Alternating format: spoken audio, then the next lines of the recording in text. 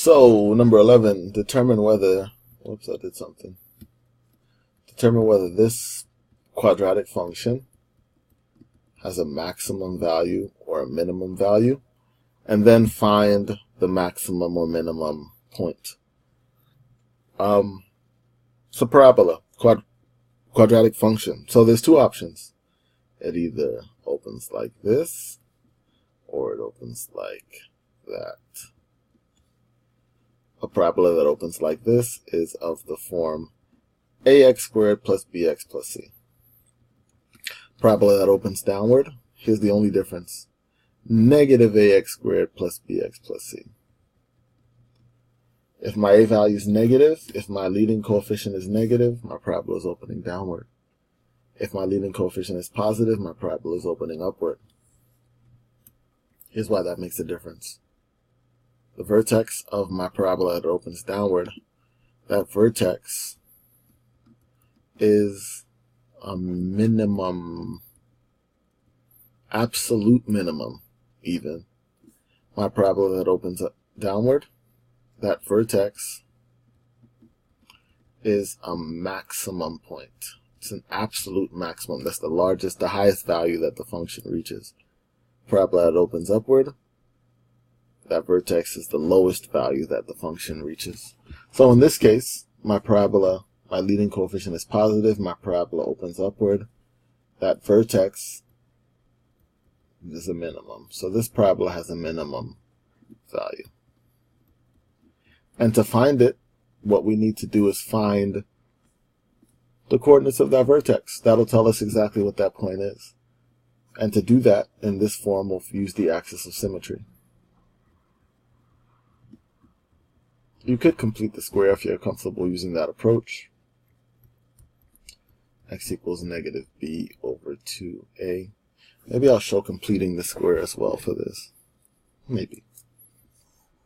So in this case, let's slide down a little bit. A equals 1, b equals negative 2, c equals negative 5.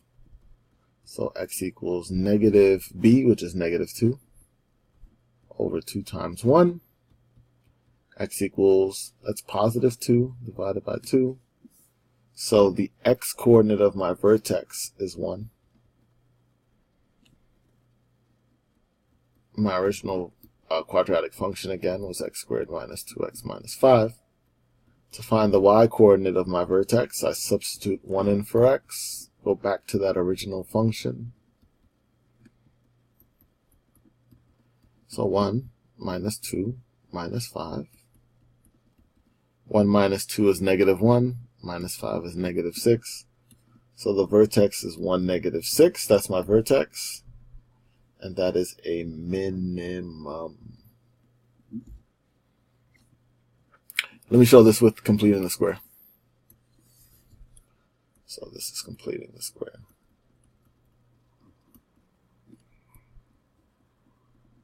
So we have f of x equals x squared minus 2x minus 5.